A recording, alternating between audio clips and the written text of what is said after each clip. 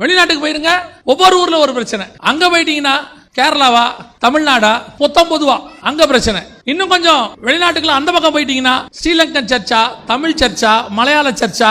எப்ப இயேசுவின் ரத்தத்துல கழுவப்பட்டுட்டோமோ அதுக்கப்புறம் எந்த பாகுபாடும் இங்க கிடையவே கிடையாது. யூதனும் கிடையாது, கிரேக்கனும் கிடையாது. இங்க எல்லாருக்கும் சம உரிமை தான். அத்தனை பேரும் சமமாக தான் பார்க்கப்படுகிறோம். இங்கிருந்து பார்க்குறவங்க நல்லா தான் பார்க்குறோம், கீழே இருக்கிறவங்க தான் வேற மாதிரி பார்க்குறீங்க. என்னவா இருக்கும், ஏதுவா இருக்கும், நல்லா கவனிச்சுக்கொள்ளுங்க. ஜாதி பார்க்குறவங்க, ஏற்றத்தாழ்வு பார்க்குறவங்க, படித்தம் படிக்காதவங்க பார்க்குறவங்க, நீங்கள் அத்தனை பேருமே நீங்கள் ஒரு மனதின் ஆவி இல்லாததுனால உங்களால் தான் வசனம் விருத்தி அடைய மாட்டேங்குது.